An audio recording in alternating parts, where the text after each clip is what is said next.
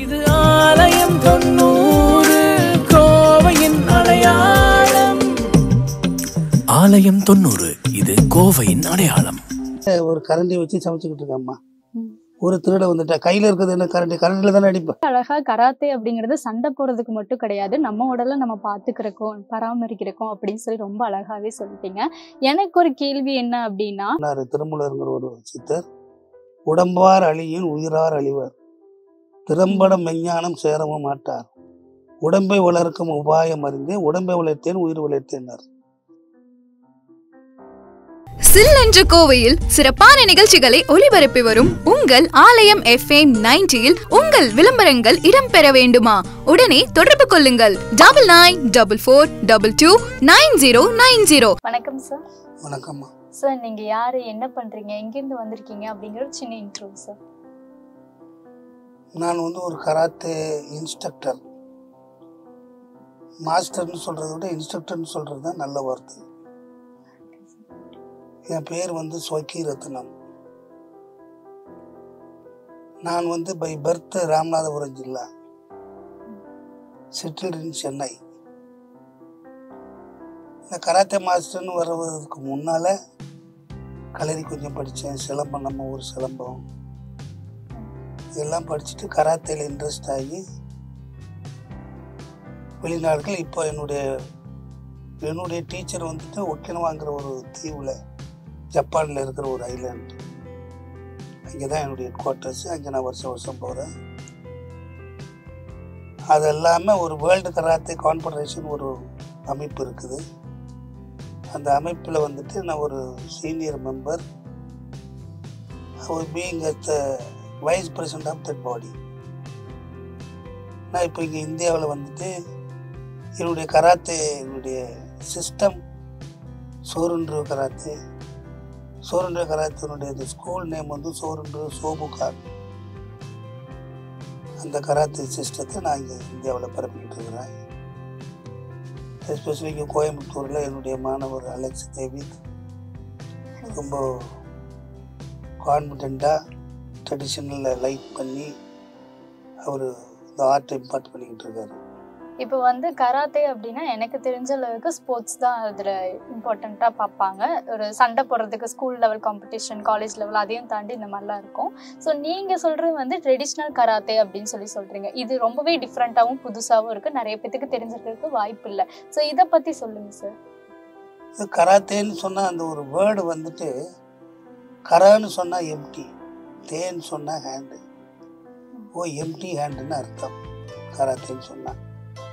இப்போ எம்டி ஹேண்டுனா நம்ம கையில் ஆயுதங்கள் இல்லாத சமயங்களில் நமக்கு ஒரு தற்காப்பு ஒரு நிலை வரும் பொழுது அது நம்முடைய கை கால் தான் இருக்குது. இதை வச்சு நாம் எப்படி எதிரிகளிடமிருந்து தப்பித்துக் கொள்வது என்பதை பற்றி ஐயந்திரிபுர படிப்பதை கராத்தே என்று சொல்வார்கள். இந்த கராத்தேங்கிற வேர்டு வந்தது, இது ஒரு இடையில வந்த வேர்டு. அதுக்கு முன்னால் நம்ம இந்தியன் ஆர்ட்டு இந்தியாவிலேருந்து சைனா போய், சைனாவில் இருந்துட்டு ஒக்கினவா ஐலாண்டு போய், மெயின்லேண்டு ஜப்பானு போய், திருச்சி இங்கே நம்ம இந்தியாவுக்கு வந்திருக்கு. ஹேவிசம் கிளிட்டரி, முலாம் பூசப்பட்டு வந்துருக்கு.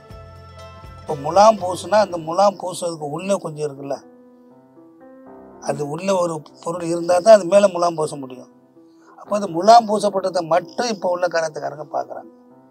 நான் இங்கே உள்ளே இருக்கிறத பற்றி சொல்கிறேன். அதான் ட்ரெடிஷ்னல் கராத்தே. அது ஒக்கினவாங்கிற ஐலாண்டில் இன்னும் மாறாமல் இருக்குது. ஒக்கினவாங்கிற ஐலாண்டு ஜப்பானில் தான் முன்னே சைனாவோடு இருந்தது ட்ரேடில்.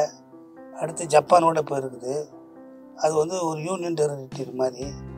அங்கே உள்ள மக்கள் தான் உலகத்திலேயே நீண்ட நாள் வாழ்வு பெற்றவர்கள். 120 வருஷம் 130 வருஷம்லாம் வாழ்கிறவங்க அங்கே தான் இருக்காங்க. இங்கே நிறையா அவங்க எதில் நெட்டிலையோ எதுலேயோ உள்ளே போய் நீங்கள் பார்த்தீங்கன்னா நீண்ட நாள் வாழ்கிறவங்க யாருன்னா அந்த ஒக்கினவாவில் வாழ்கிற மக்கள். இக்கிகாயின்னு ஒரு புக் இருக்குது, அதுலலாம் உள்ள அதுதான் சொல்லணும். ஏன்னா அவங்க வாழ்க்கை முறை எண்ணெய் சேர்த்துக்கிற மாட்டாங்க, மேக்ஸிமம் பச்சையாக சாப்பிடுவாங்க. ஒரு பொருள் இங்கே போட்டால் அந்த பொருள் அங்கேயே இருக்கும். யாரும் இது நம்ம பொருள் இல்லைன்னு தெரிஞ்சால் நம்ம பொருள் இல்லை நம்ம எடுக்கக்கூடாது அப்படின்னு போயிட்டே இருப்பாங்க. மனத்தாலும் சொல்லாலும் நினைவாலும் ஒரு கலங்கமற்ற ஒரு மனிதர்கள் அங்கே வாழ்கிறாங்க. அங்கே தான் என்னுடைய ஹெட் குவார்ட்டர்ஸ், என் வாத்தியார் அங்கே தான் இருக்காரு. அந்த மாதிரி வாத்தியார்கிட்ட நான் படித்தவன் அந்த மாதிரி தான் இருக்க முடியும். என்னுடைய வயசுலேயே நம்ம அந்த காலத்திலேயே நம்ம கிராம மக்கள் கிராமத்தில் வாழ்கிற மக்கள் வந்துட்டு கொஞ்சம் ஒரு ஹாஸ்பிட்டாலிட்டி இருக்கும். வீட்டுக்கு 10 பேர் வந்து சாப்பிட்றது பெருமைன்னு நினைப்பாங்க. டவுனில் போனால் ஒருத்தர் வந்துட்டாங்களா அது இவ்வளவுதான் அரிசி போட்டு வச்சுருப்பாங்க, இன்னொருத்தருக்கு அவங்க கொடுக்க முடியாது. அது டவுன் வாழ்க்கை. அது மாதிரி இந்த கிராம வாழ்க்கை மாதிரி நம்முடைய வாழ்க்கையே சாப்பிடும் உணவே அது மருந்தை தான் உணவாக சாப்பிட்டோம். அதை பற்றி அதுதான் ட்ரெடிஷ்னல் வேன்னு சொல்கிறோம். அப்போ உண்மை ஒன்று தான் அது ட்ரெடிஷ்னலாக சொல்கிறோம். கராத்தே இந்த சண்டை கலைங்கிறது எப்படி போச்சு அப்படிங்கிறது புத்திஸ்டமாக கொண்டு போனாங்க. அதுக்கு முன்னால் நம்மளுடைய செல்ஃப் டிஃபென்ஸ்க்கு நம்மளே நிறையா வச்சுக்கிட்டோம்.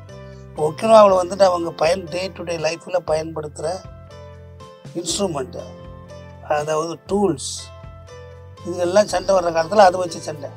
இப்போ நீங்கள் வீட்டில் ஒரு கரண்டியை வச்சு சமைச்சிக்கிட்டு இருக்கம்மா, ஒரு திருட வந்துட்டா கையில் இருக்கிறது என்ன கரண்டில் தானே அடிப்பேன். அது மாதிரி வச்சிருக்கிற பொருள்களில் மூலம் சண்டை போட்டு கொடுத்தாங்க. அது கூட இல்லாத நேரத்தில் கையை தான் அந்த ஆயுதம் மாதிரி பயன்படுத்தினாங்க. ஆனால் கையில் இறைவன் படைத்த படைப்பில் நிறைய 5 விரலும் 5 பஞ்சபூதங்கள். அடுத்த கேள்வியில் சொல்லுங்கள். Okay sir. இப்போ கராத்தே அப்படின்னா நம்ம ஸ்ட்ராங்காக இருக்கணும். அது சண்டை போடுறோன்னா சண்டை போடுறதுக்கான தகுதியை நம்ம வளர்த்திக்கிறதுக்கு அது சொல்லித்தரும். அதையும் தாண்டி ஹெல்த் சம்மந்தமாகவும் மென்டலி சம்மந்தமாகவும் இதுக்கும் கராத்தேக்கு சம்மந்தம் இருக்கா? நிறையா இருக்குது. அதாவது நம்ம உடம்பு எக்ஸ்டர்னல் பாடி, இன்டர்னல் பாடி, சோல், ஆத்மா. அந்த இன்டர்னல் பாடி, அந்த சோல், ஆத்மா அழியாத ஒன்று. நம்ம உடம்பு அழியக்கூடிய ஒன்று. இந்த அழியக்கூடிய ஒரு உடம்புக்கு உள்ள அழியாத உடம்பு இருக்கு. அப்போ நம்ம இந்த அழியக்கூடிய அந்த உடம்பை நல்லபடியாக பார்த்துக்கிட்டோம்னா அழியாத ஒன்று வெளியே போகாது. இப்போ நம்ம அந்த உடம்பு வியாதிகளால் பாதிக்கப்பட்டு இது நம்ம உணவு பழக்க வழக்கம் எண்ணம் கூட கெட்ட நம்ம இருந்தால் வியாதி வர்றதுக்கு வாய்ப்புகள் உண்டு. யூஸ் பண்ணும் வார்த்தைகள் தவறுதலாக இருந்தால் அது மூலம் நம்ம உடம்பு ப்ரெஷர் வரும், அது வரும், எல்லாமே வரும். இப்படிலாம் இருந்து நம்ம உடம்புல பல வியாதிகளுக்கு இடம் கொடுத்து நம்ம உடம்பு சிதைந்த பின்னால் நம்ம என்ன பண்ணுறோம், அந்த உள்ளே இருக்கிற ஆத்மா ஓடி போயிடுது பாதுகாப்பு இல்லாமல். அதுதான் சொல்லுவாங்க, சித்தர்கள் சொல்லுவாங்க, நம்ம உடம்புல 96 தத்துவங்கள் இருக்குது அப்படின்னு சொல்லுவாங்க. அதாவது 30 30 30 60 செப்ப மதிலடை சேர்ந்து வாழ்வார், செப்ப மதிலடை சிதைந்த பின் ஒப்பமுடன் ஓட்டடிப்பார். 96 தத்துவங்கள் படைக்கப்பட்ட இந்த உடம்பு நல்லபடியாக பார்த்துக்கிட்டோம்னா நல்லா இருக்கும். நல்லபடியாக பார்த்துக்கிறதுல ப்ரிசர்வ் பண்ண தவறி விட்டோமானால் நம்ம உடம்பு சிதைந்து போகிறது. சிதைந்த பின்னே உள்ளே இருக்கிற ஒரு ஆத்மா இருக்க இடம் இல்லாமல் ஓடுது. கண்ணாடி பார்த்து இந்த கிளாஸில் தண்ணி இருக்குது, தண்ணியை கொடுக்குறப்ப நான் ஒரு ஸ்லாக்னஸ் அதை வாங்குறேன், தவறி கீழே விழுந்துருது, தண்ணி கீழே போயிடுது, கண்ணாடி பாத்திரம் உடஞ்சிருது. அப்போ கண்டெய்னர் இல்லை, தண்ணி கீழே போகுது. அப்போ கண்டெய்னர் இல்லை, இந்த தண்ணி கீழே ஊறுது. பக்கத்தில் கிணறு வெட்டினா மேலே தண்ணி ஊறி வருது கிணத்துல. வெயில் அடித்தா அது ஆவியாக போகுது, காற்றடிச்சா மழையாக போய் திரும்பி வருது, சர்க்கிள். இப்போ தண்ணி அழிவில்லை, அந்த கண்ணாடி பாத்திரம் உடஞ்சி போச்சு. அது மாதிரி நம்ம உடம்பு அழிஞ்ச பின்ன இந்த சோல் வெளியே போகுது. அதை பத்திரமா பார்த்துக்கணும். அதனால தான் உடம்பார் ஒருத்தர் அழிஞ்சிட்டாங்கன்னா திருமூலர் சொன்னார், திருமூலருங்கிற ஒரு சித்தர், உடம்பார் அழியின் உயிரார் அழிவர், திறம்பட மெஞ்ஞானம் சேரவும் மாட்டார், உடம்பை வளர்க்கும் உபாயம் அறிந்து உடம்பை வளர்த்தேன் உயிர் வளர்த்தேன்னார். உடம்பை வளர்க்கும் உபாயங்கள் பல இது இருக்குது. கராத்தே மட்டுமே நான் சொல்ல வரேன், பல கேம்ஸ் இருக்குது. நல்ல வழியாக செஞ்சு அந்த உடம்பை நல்லா வளர்த்துக்கிட்டோம்னா உயிர் போகாது. அதுக்குள்ளே உள்ள மூச்சு தான் இன்டர்னல் பாடி. அதான் பிராணன். பிராணன் என்பது நம்ம உடம்புல இருக்கிற சக்தி, அதான் உயிர், அதான் காற்று தான் உயிரும்பாங்க. அந்த ஒவ்வொரு நிலைக்கு வேறு காற்றுன்னு சொன்னால் அது எது, உயிர்னு சொன்னால் எது, ஒரே இது ஆக்ட் ஆகும். நீங்கள் உங்கள் அப்பா அம்மாவுக்கு குழந்தை, உங்களோட பிறந்தவங்களுக்கு அண்ணன் தங்கச்சி, நீங்கள் கல்யாணம் பண்ணி போனால் உங்கள் ஹஸ்பண்டுக்கு நீங்கள் மனைவி, ஒரே ஆள் இத்தனை பொசிஷன். அது மாதிரி ஒரே ஒரு ஜீவன். ஜீவன் என்று சொல்லப்பட்டுவது ஜீவன் எப்போ வருதுன்னா சிவம் சக்தி. சக்தின்னு சொன்னால் பலம், பலம்னா எனர்ஜி, அது அசையும் பொருள். சிவம் என்பது அசையாத பொருள். நான் சிவமேன்னு இருந்தேங்க எனக்கு ஒன்றும் தெரியாதுன்னு சொல்லுவாங்க. அப்போ இந்த அசையாத ஒரு பொருளோட அசையும் பொருள் வந்து சேர்ந்த பிற்பாடு அதுக்கு ஜீவன் உருவாகுது. ஜீவன் வந்தது தான் நம்ம உயிர். அதுதான் சிவனாக மாறுறது.